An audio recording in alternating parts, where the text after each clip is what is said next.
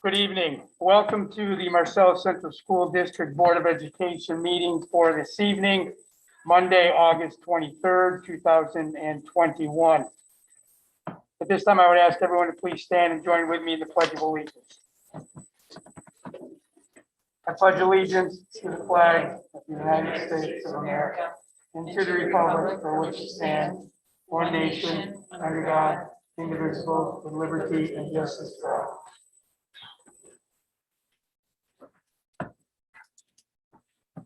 First item on the agenda this evening is recognition. Mrs. Brantner. So we have a very exciting recognition this evening. We have 3 folks that, for a variety of reasons, completed their graduation requirements in August. I know one earlier than intended, and a couple a little later than intended. Oh, too early, and one a little bit later than intended. But we are thrilled to be celebrating these 3 young people this evening. And so I'm going to turn over to Mr. Durkee, and he is going to recognize Nate, Alexis, and Abby. Absolutely. Would you like to join me? Sure. First of all, I want to say congratulations to the families. This is an honor. We finished the race. COVID has been quite a challenge for all of us, and it's caused us to take many different paths to get to this place. Your children carved their own unique path over the past 3.5 to 4 years that they were here. We're very pleased to get to the diploma. So without any further ado, I'll call each of them up. And, we know that during a June graduation, and this hasn't happened in 2 graduations, that the diploma is bestowed upon the graduate by me, and the next person in line is our Board of Education president. So you guys get something a little different than nobody else that the other kids didn't get this year. So without any further ado, I'd like to call Nate Freno.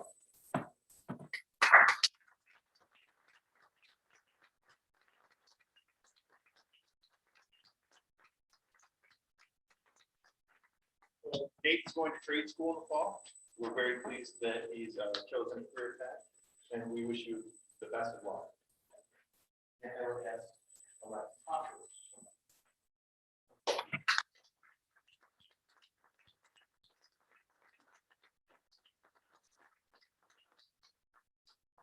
Alexis is one of our early grads, and has taken that upon herself. She'll be attending Onondaga Community College. So good luck.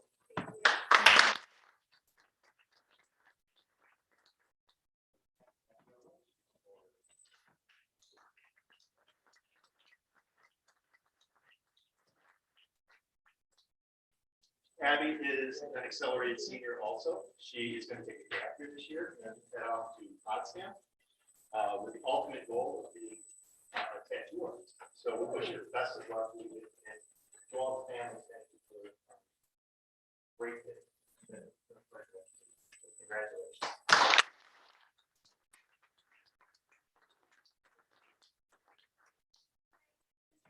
Take a picture and we can Yeah, perfect. I was just going to do the same. How even better.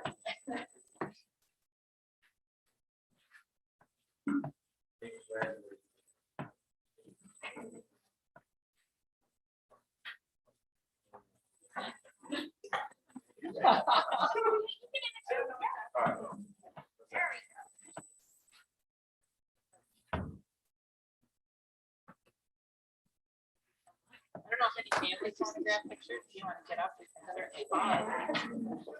Love to. It's an exciting day. You're staying.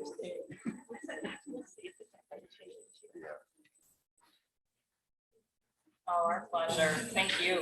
Congratulations.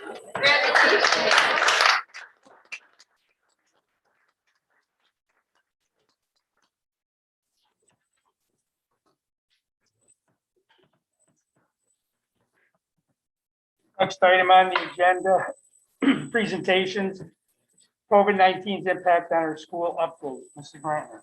Just quickly, Mr. McCullough, actually, I wanted to do a few other quick recognitions. Sorry. No, that's okay. We had 2 of our young men, Aiden Shea and Jimmy Shear, who were participating in the Babe Ruth World Series, which is a big deal to even be able to go. And they actually brought home the championship. So very exciting to both of them for the success, and what a great way to spend the summer. I think some vacation plans probably got changed, but it was probably worth it. It was a lot of fun. Thank you. Thanks, guys. Thank Take you. care.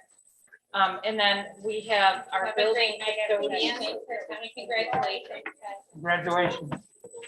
Take care, guys.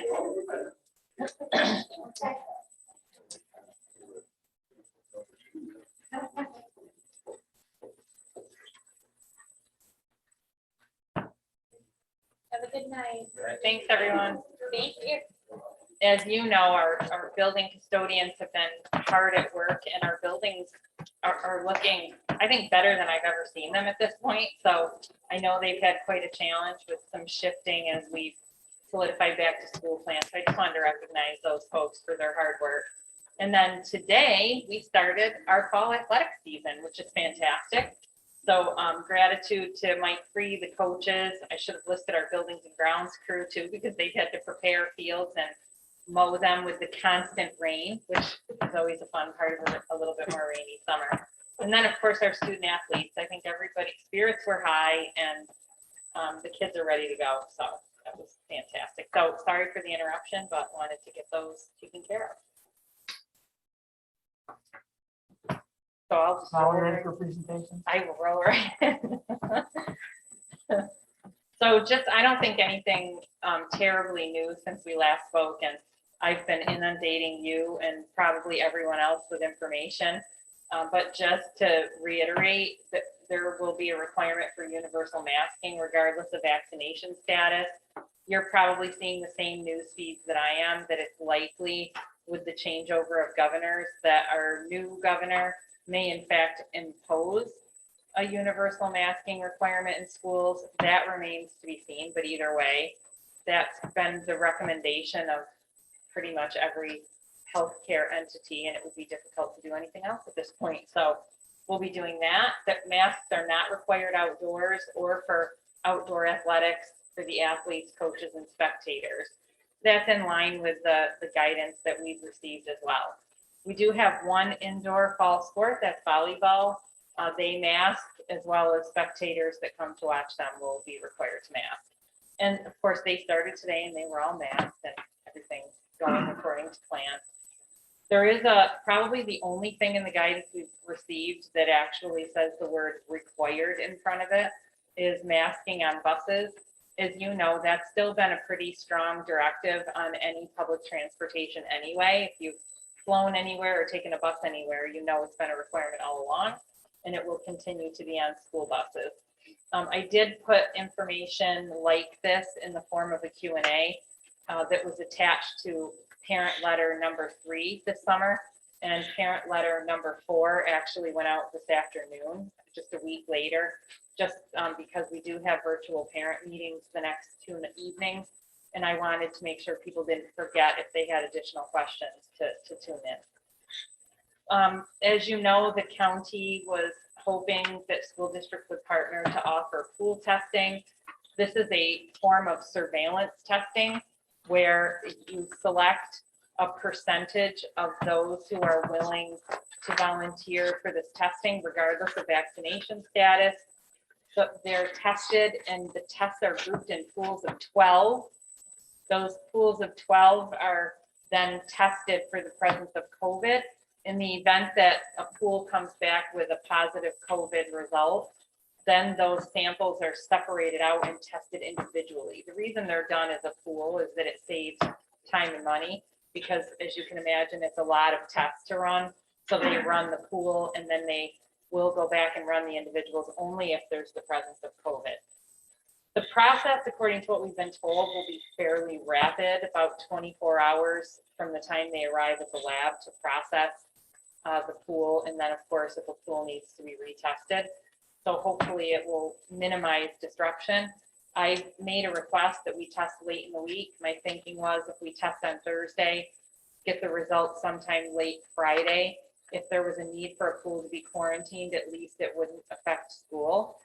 People who have busy weekend plans may not be happy with that, but I felt like if we're doing it at school and that's the purpose, then I ought to try to preserve school if I can.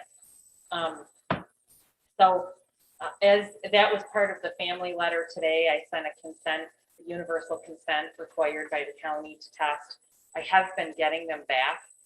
So I do think that, yeah, I do think that there will be families that will help out and participate. And, you know, part of the draw for me, whether it's a good reason or not, is that it enables us to do diagnostic testing. So if, for example, you know, your son is sick in school and the nurse has to call you, instead of saying, you're gonna have to go take little Johnny for a COVID test somewhere, she'll be able to say, I've already tested him, I'll give you a call as soon as I know the results.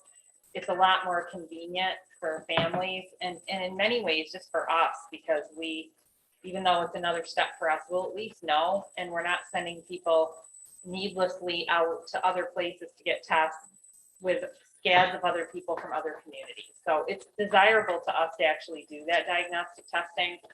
And this pool testing will give us the ability to do both. The county is not really interested in having us just do diagnostic. They consider it a package deal, if you will.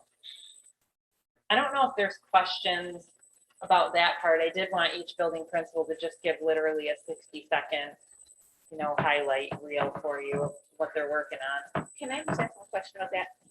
So if there's pool testing done and there's the presence of COVID, so there's isolated testing done, you find out who was the individual that tested positive, what happens, what is the impact on classrooms and quarantining and things like that?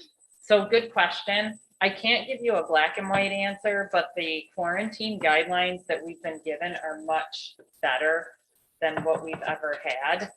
So in many cases, individuals who are vaccinated potentially won't have to quarantine at all. In other cases, it'll be a minimal amount of quarantine. But again, it's going to take me running a couple of cases and working with the county officials that make those determinations to actually get the best handle on exactly how it'll play out. But from the outset, it looks like minimal disruption, which is a very welcome change for me and Jean. So they're not, the county health department is not providing any guidance with respect to how long that quarantine or isolation needs to be. So there is guidance about length of isolation if you're ill, or quarantine if you're considered a close contact, and that's still 10 days. It's if a pool comes back positive, the 12 have to, I'm going to use the word quarantine, but they really have to shelter in place, I guess is maybe a better word. They have to stay away, stay home until we get the results on the pool to figure out who actually was positive. Once we find that out, the rest of the people, it's very likely, except for the positive case, will resume their normal life. The positive case will then, because they're positive, be isolated. I'm not certain if they're going to use the test date. If they're not symptomatic, it's likely they're going to use the test date as what we call day 0. And then we'll count Pool test date or the pool test, confirmation test date? probably the pool test date, because that was the first positive hit. But again, I'm like speculating, but I believe that's what they'll do. They'll use the pool test date. So they'll already be at least a day into their isolation period of 10 days. And then it'll depend on who is considered a close contact with them. And that'll be determined based on distance, whether or not they were masked, which is another reason for universal masking at school. If people are masked and are at an acceptable social distance and vaccinated, there's very little quarantining that will need to be done. And let's face it, we proved last year we stopped COVID at the door pretty much every single time. So it should work again. Mike, do you want to entertain a question? This fine gentleman. Yes, sir.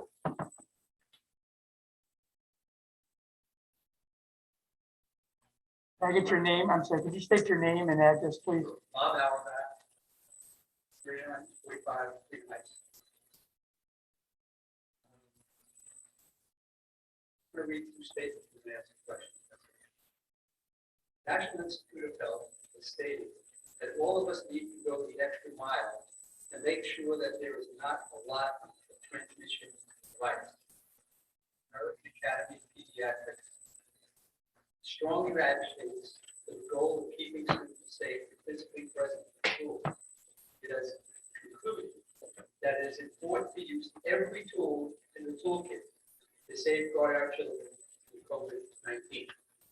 My question is, these are guidelines. Go the extra mile and use every toolkit to safeguard our children. These, correct me if I'm wrong, these guidelines are from the Onondaga County Health Department, Mrs. Brandner, as well as the New York State Education New York Department. State Education Department and the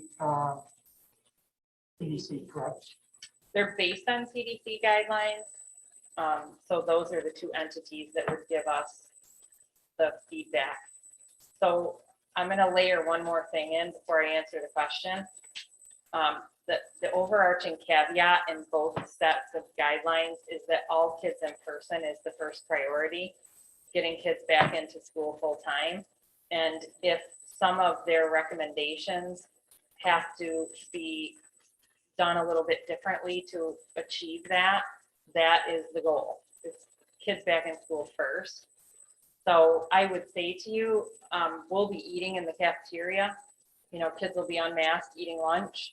And probably there's ways to space kids apart, but not having all kids in school. So I'm not going to sit here and tell you that in every single case we can follow the letter, because that's one example where we can't, not if we're having everyone back in school. That was a significant challenge for us last year. And but by the same regard, there were school districts last year that never had kids separated any differently in lunch and had no more spread than we did. So to me, you know, as I'm analyzing what's a good approach for us to take, I have low concern because I know it has been done successfully and I'm not the first one trying, you know, some untested experiment. So I do feel like we've followed the guidelines and I think we have a very solid plan, and that's based on the success that we had last year. Just to give you some examples, the state of Washington, the entire state, just recently the city of New York, the universities, businesses, and corporations now requiring that their entire staff be vaccinated. Does that fall within going the extra mile? It does. Why aren't we doing it? We are requiring all of our staff to either be vaccinated or tested weekly. Tested is not being vaccinated. I understand that. Not our place to require a vaccination of Why not? staff. Why not? It's just not my I don't my understand role why as a not. school official, and it's not the board's role. Whose role is it? It might be the governor's at some point. The governor has completely stated, I'm not giving any guidelines. The federal government said that, the governor said that, so it really is falling on you. Unfortunately, it's falling on you. I don't, These I don't, guidelines together with the county itself. yeah, fortunate or unfortunate, it's not my role to require a vaccination. It is my role to implement the requirement that I'm given, which is staff are either vaccinated or tested weekly, and that process began today with athletics. I did some testing. How many of the staff, I asked this question last meeting. I recall very well. How many of the staff now vaccinated? I don't know because I'm still collecting their proof. Well, Of last the time they people- told me- Last time they told me 80%. Is that number the same, less? more? If I had a number, I might share it, but I'm still collecting proof. And I am still asking for that proof. So I'm not going to give you a number and I don't have a number. It's not because I'm not happy to share that with you. I just don't have one because I haven't done the math and I haven't collected all of the proofs. So luckily I have until next week to do that. Today I had a group of coaches. I could not tell you the number of coaches, but I did have to test 2 coaches and I tested them. So myself with a nurse. Thank you.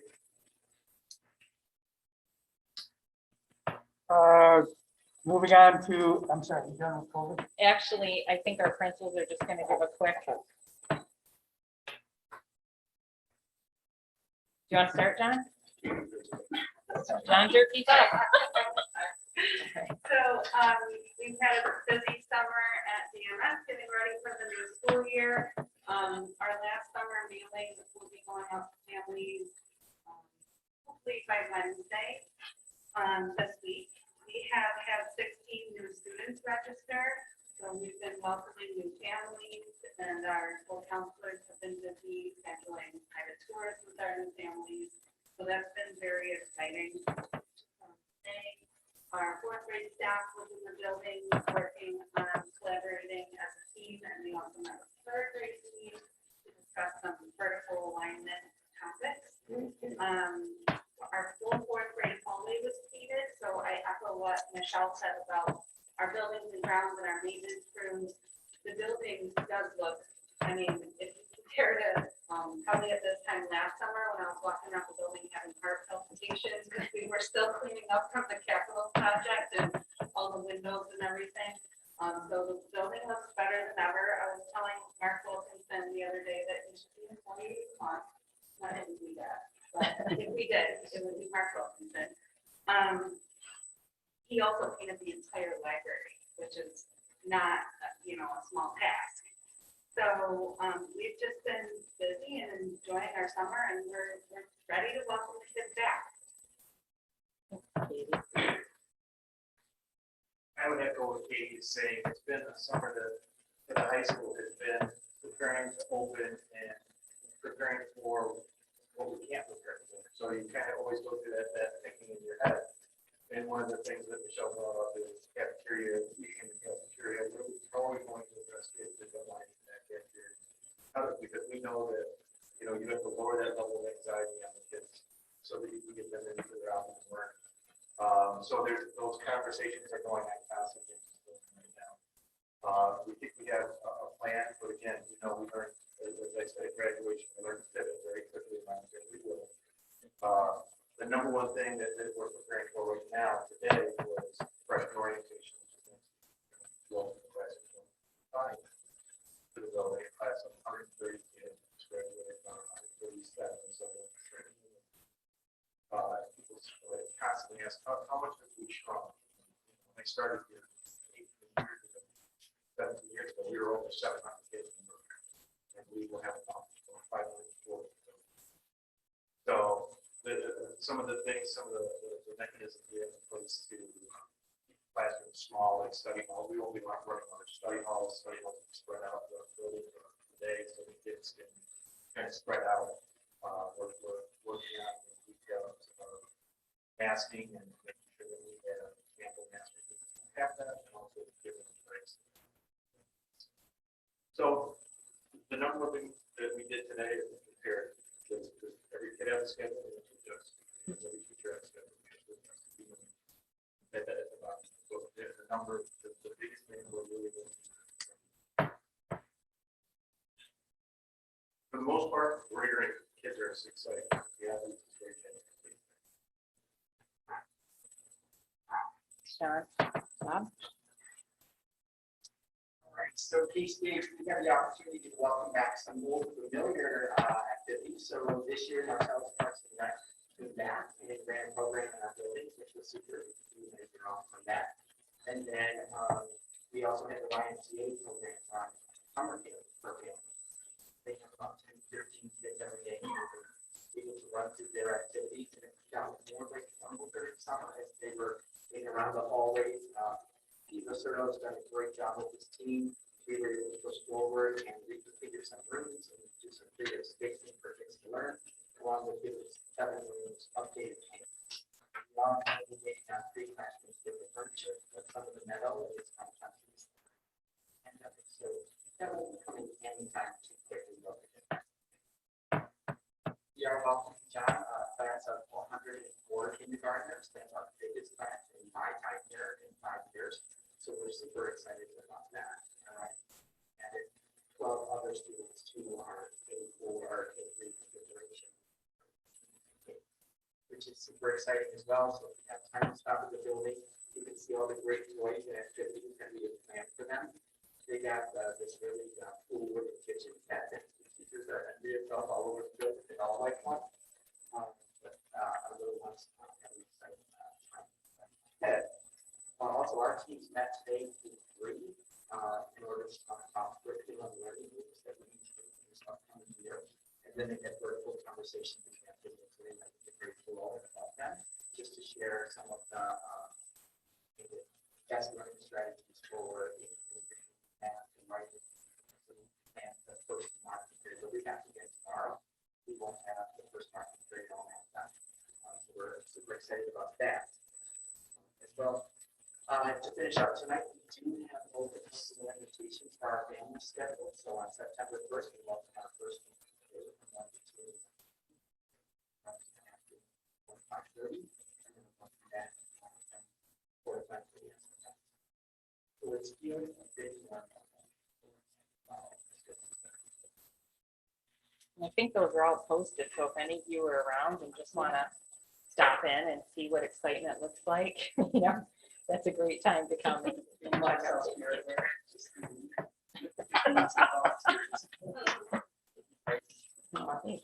Yeah, just a question, Michelle, kind of in relationship to what Bob was saying.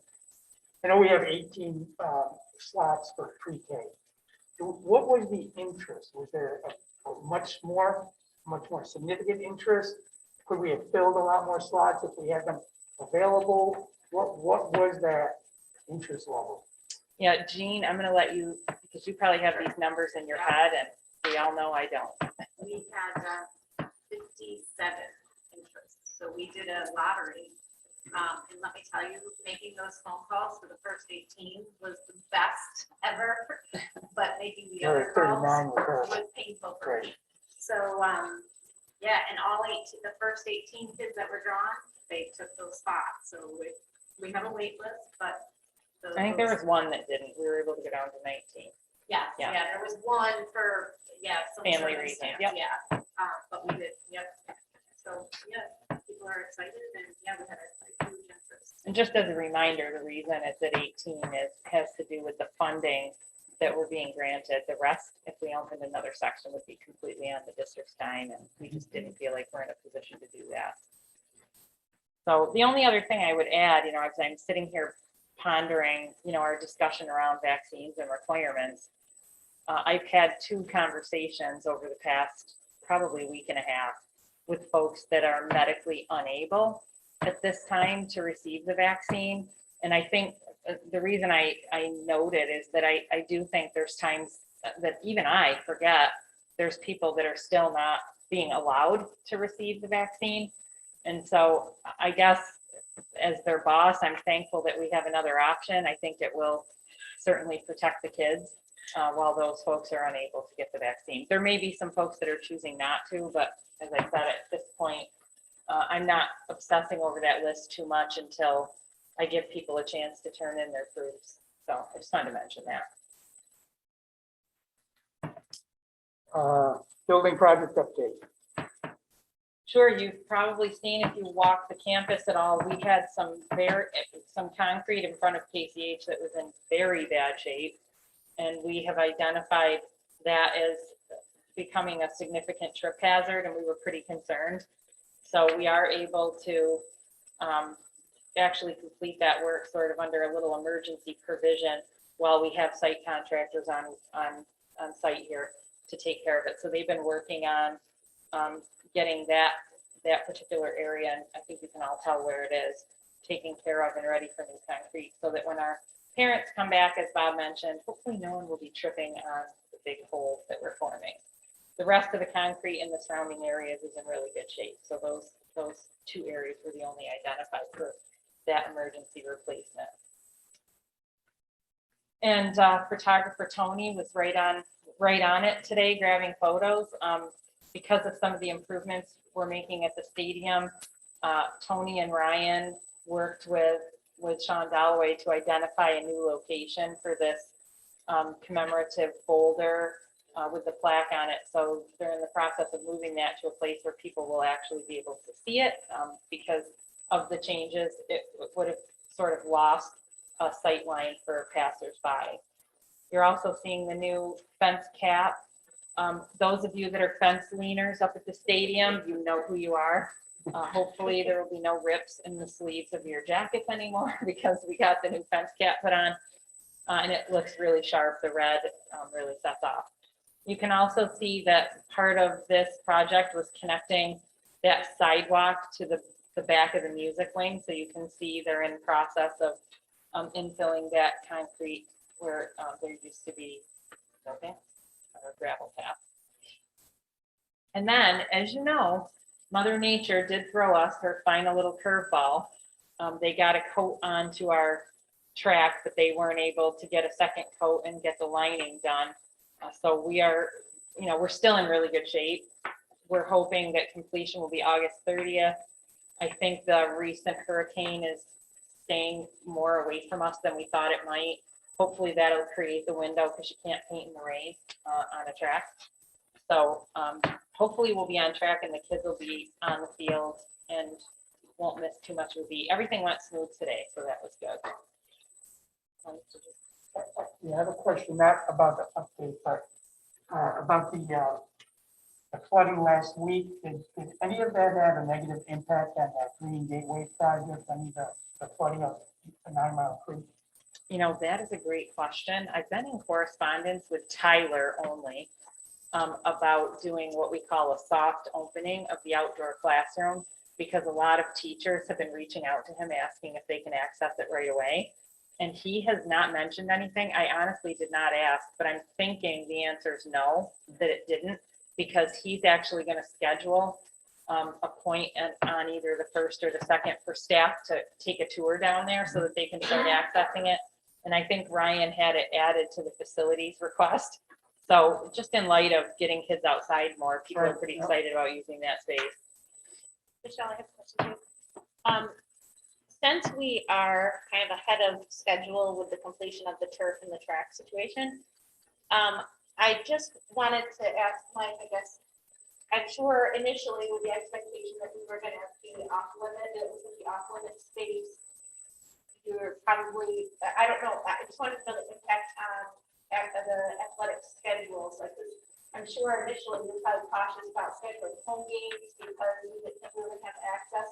Is there time to rebalance that schedule so that they're not short of home games? Is that still?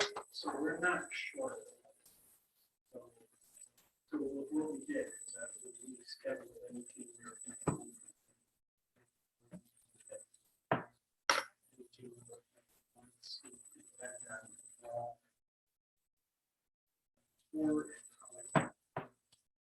So I do that based on not having to be home before.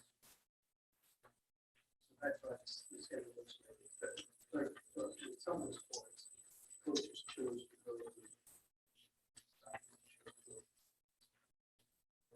So it looks like there's more regions that have a choice based on. That resulted in a late.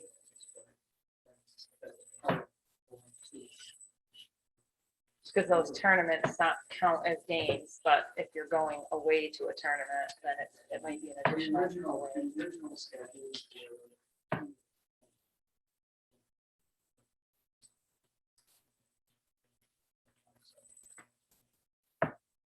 Good question though, Jeannie.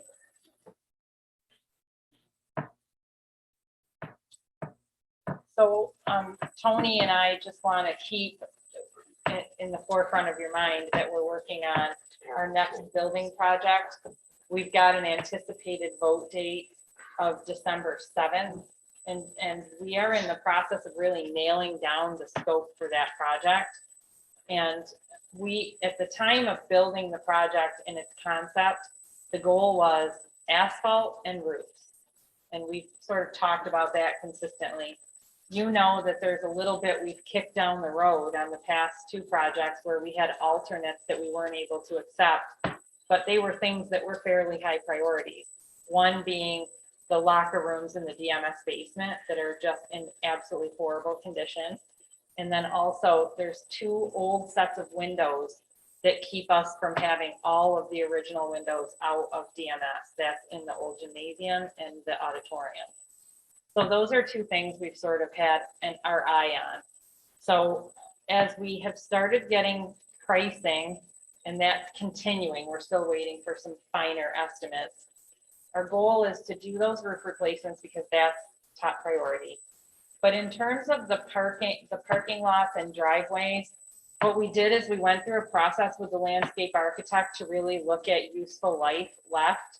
And if there's a decent amount of useful life left, we aren't going to replace it, obviously. So the area that we're really targeting is Mustang Hill driving up to the high school, and those two main parking lots, what we refer to as the staff lot and the student lot. They are both in terrible shape. And I'm sure any of you that drop kids off know that the drive is in terrible shape. The goal originally was to capture that in the high school renovation project, and that was a scope item that we eliminated because they were, in essence, going to repave. And we decided that's a scope item we could take out to help us achieve the project and wait for a time when we could really re-envision that space and actually separate parent traffic and bus traffic, which continues to be pretty much not only a bone of contention, but not the safest situation to have in front of the high school. And again, if you drop kids off, you know exactly what I'm talking about. So we basically asked the landscape architect to work with us to redesign that area. It's something that at our next meeting, I'll make sure we take a look at so that you can see. This is sort of like the big picture view, and then we'll look more specifically at that. We think we have a great design that separates the parent drop off as part of that student lot. And then it also expands parking in the student lot and the staff lot. Because how many of you have been here for games and events and people are parked all over the lawn, all down the roadways, and having parking that's really accessible for high school events is desirable and much safer than having people parked all over. So I feel like the redesign really achieves all of the things that we would be looking for. Unfortunately, is more expensive than simply repaving. But it's one of those things where if you don't do it now, you're going to be living with this for 20 more years. And that's a decision that we ultimately will have to make when we start comparing.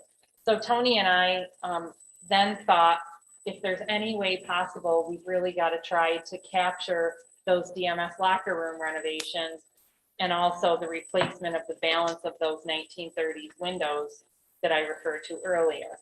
So that becomes sort of like the key package of scope. If we can find a way to finance it that isn't creating additional tax burden. Remember, we talk about additional tax burden. There's already a tax burden that exists. So we realize when we look at that scope that it's going to exceed just debt replacement. And you know, our debt replacement strategy is that we do have some mortgages that will be paid off in a few years. And we're looking to just continue that same mortgage payment. So it's not creating an additional tax impact. The tax impact already exists. So that being said, we realized probably, I don't know how many of you remember, but about 5 years ago, we established a capital reserve. And we did it at the time so that we could fund it and we could use money in that reserve to offset local share. Tony and I knowing there was going to come a day when our project size and the needs were going to probably exceed our ability to just fund them on debt replacement. And so we can use about 1.7 million of capital reserve money. It's actually reserve money at this point. You would pass a resolution, and that resolution would probably happen at our next meeting to move that money to fund the reserve. And then, so it's money that's already there that we have in reserve that we feel comfortable using for this particular cause, if you will.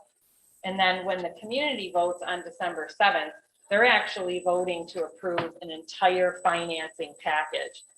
They're voting to approve the use of the reserve. So it's like saying you can take this much from the savings account.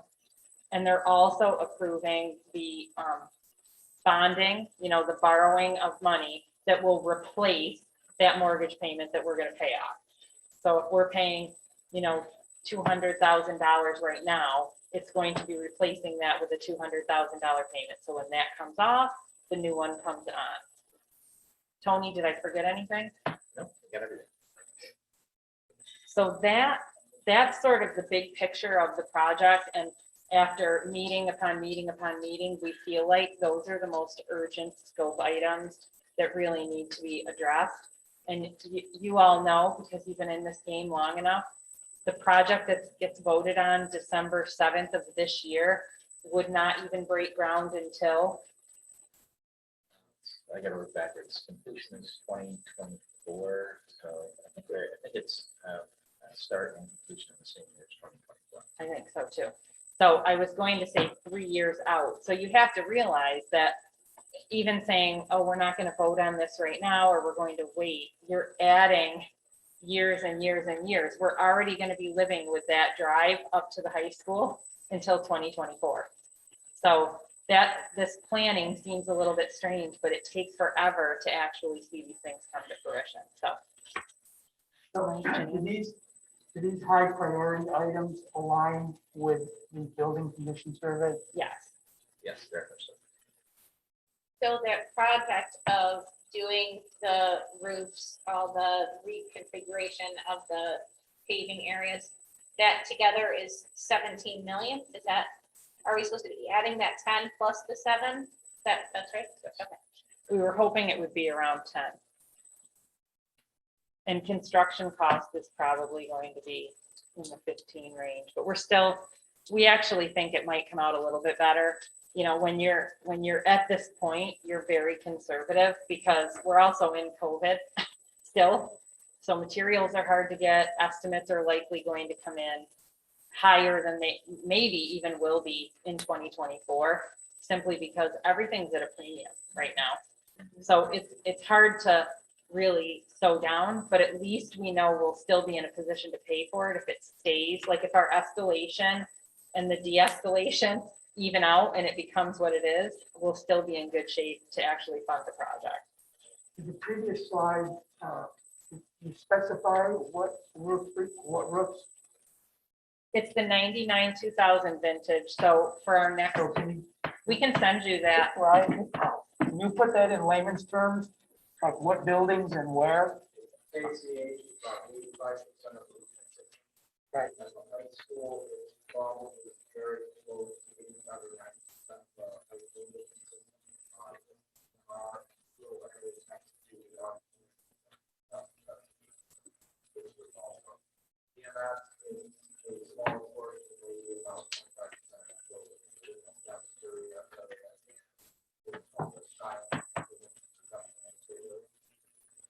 So we had this mapped out and reviewed it a couple years ago, but we can resend that diagram and then you can see all those areas marked out. We have a professionally labeled version of that with highlighters that I personally, I think it Brian's help, so. So yes, the professionally highlighted version is the one that we will get to. With the changing of the layout of the drive, would the students be accessing the same entry point of the high school, or is that part of, I'm just trying to envision what you described, like expanding the student parking lot, but would they still go through the main entrance? Yes, Okay, so that was not changed. there was no change. Actually, not much changes in terms of building access and even how buses line up. It's just a separation of parents and buses at that morning time, so that I shouldn't even say parents, I should say car traffic and bus traffic. And there is actually a place for buses carrying students that have some disabilities and need to be dropped off, you know, close to the door. You know, it checks all the boxes. I remember there was some additional funding at some point through the state and federal government for increasing security. I didn't know if that could be possible, but that was a while ago. So, I think it was more like security, not like big, not like big fees. Like cameras and. Yeah, there are various pots of money that we always have access to. It's they're small pots of money. sure. But nothing significant currently that I know of. But many of these grants such as ARP. Hear what we're doing with shortly. How we're using those funds. There are some aspects I think where some security could apply, but nothing significant. I know currently.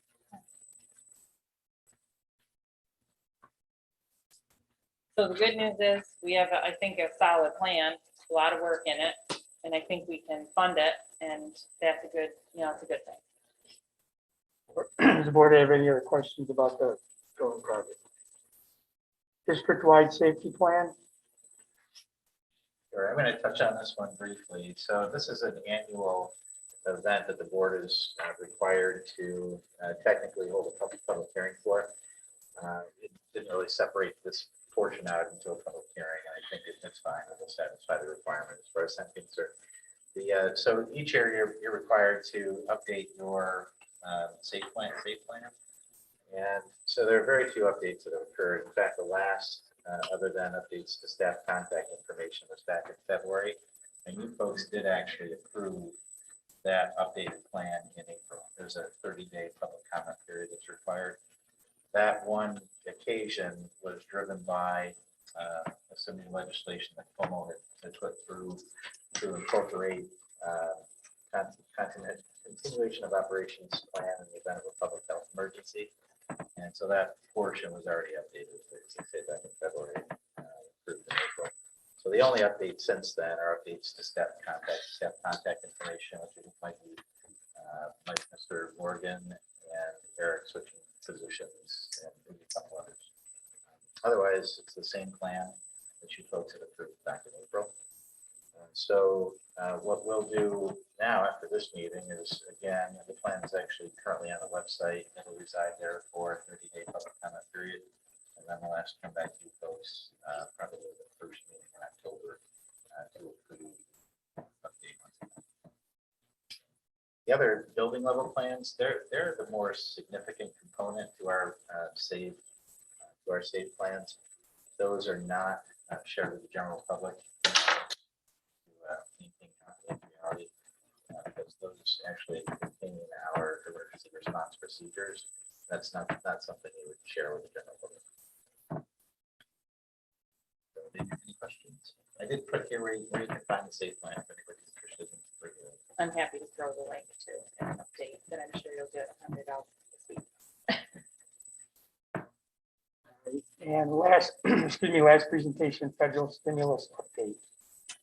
So to try to create simplicity out of this very complex looking slide, there's different pots of money with different requirements. And it's been our job to figure out ways that we can maximize carefully spending these federal dollars that we weren't anticipating while meeting the requirements and doing things that will help and support kids and not create future fiscal harm for the district. That's what we talked about when we initially talked about how we would approach using this money.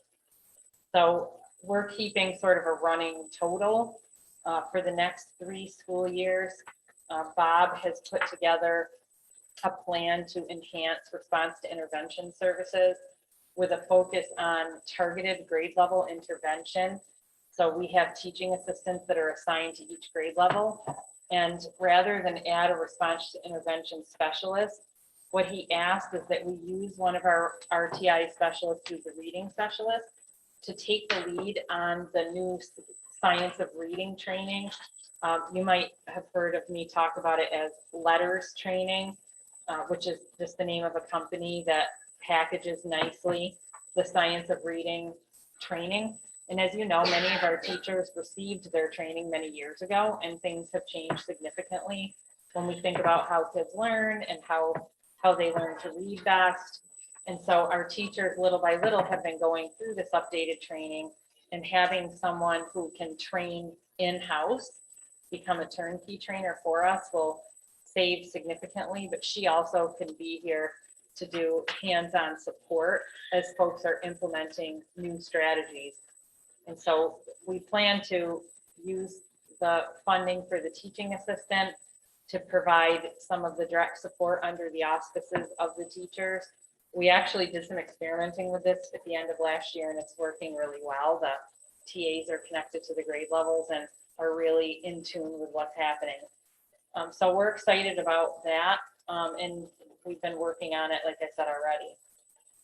Some of the ESSER allocation had to cover actually positions.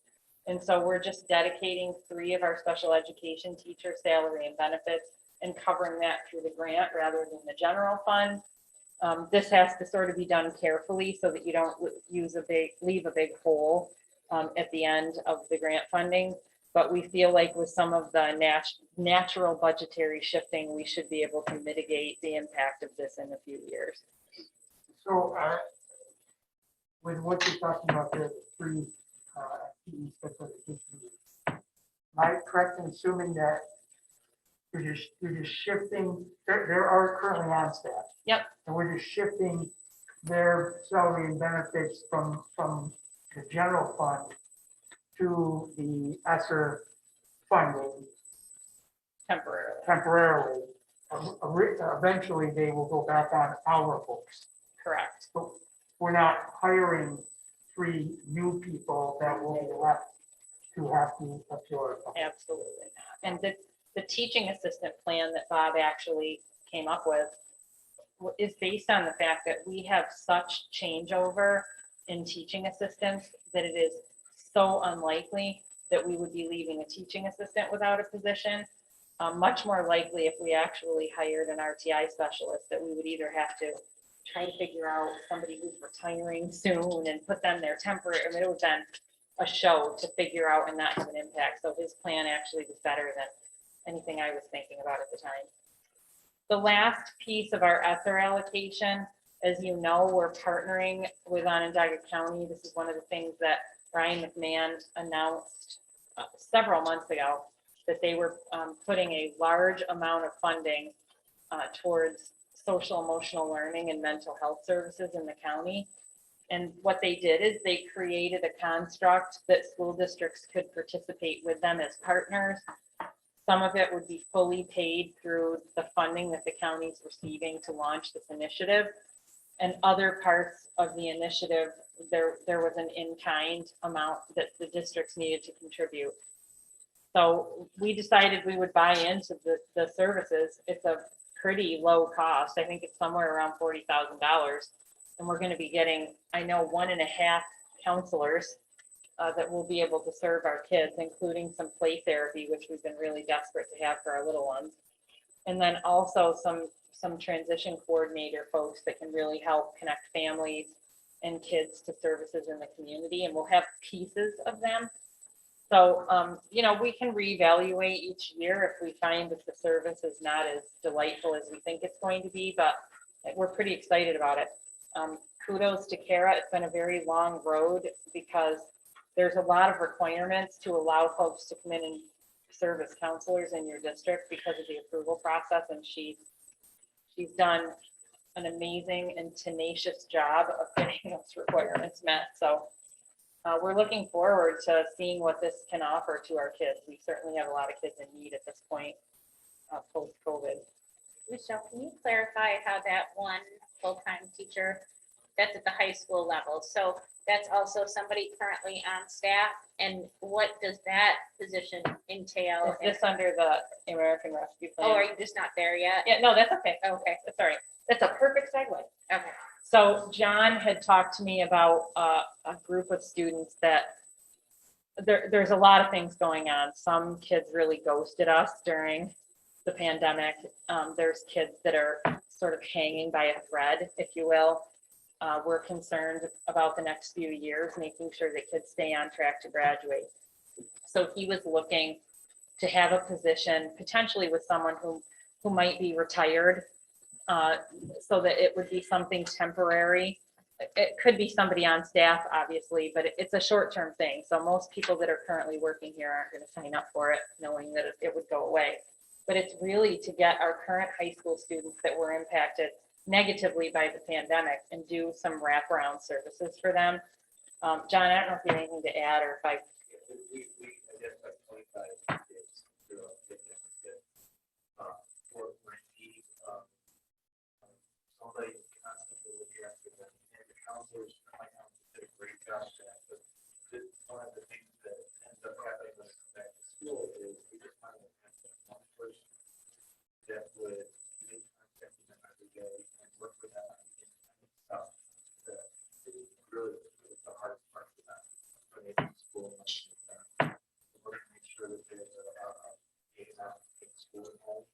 We're going to get their academic period together where they work on study skills. Work on really, I got to tell you, when you know, we're tough. So these kids who struggle and get from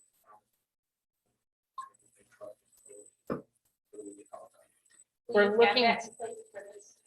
we're gonna Not in place yet, Jenny. We're trying.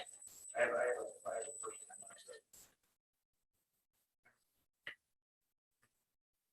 in mind. Our focus is on helping kids gain skills of independence that they're currently lacking. If they had skills of independence, they wouldn't have ghosted at a time when they really needed to be more independent because we weren't here physically with them all the time. So John and I talked a lot about goal setting, teaching people how to do life and how to create hope for them, help them have hope. And, we're going to see how it goes this year and we'll evaluate from there. We're just concerned about a group of kids and we figured, hey, we have an opportunity here. Let's see if we can do something with it. We also are obviously expanding our summer work, as we've talked about before. Really, people have been coming in and figuring out where we sit currently and how do we need to start the school year differently from a curricular standpoint and just from a standpoint of really connecting with kids and making sure that everyone's okay and ready to go. So there's been lots of summer work and we anticipate that happening for the next 2 to 3 years. So what we've sort of done is figured out about how much we would spend with an expanded summer program. We also are going to go back to doing CLIC in a little bit of an expanded way. The acronym stands for Community Learning Intervention Center. It's an after-school program for intermediate students. Again, really giving them, it's just such a hard time for kids, a lot of changes happening for them and easy for them to get off track and fall through the cracks. So this will be something after school, staffed by our teachers. It'll be a combination of, some SEL, some social emotional work, making sure that they're staying on track with their academics, hopefully some healthy snacks and getting outside a little bit so that we're really giving kids something more than going home and sitting in front of TV or video games.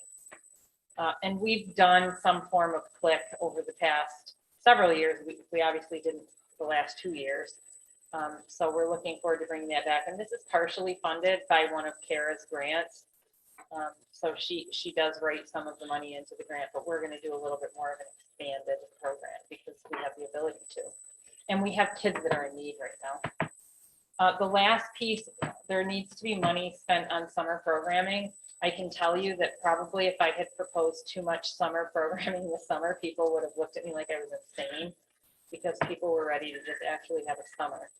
But the music teachers, because they really took a hit in terms of being able to engage kids in music, did feel like they could get some folks in and infuse some extra lesson time for them to get them back up to where they would have been had they had the continuity during the time when we were shut down and music was sort of not happening in the same way. So they were able to send out and solicit interest and build a lesson program.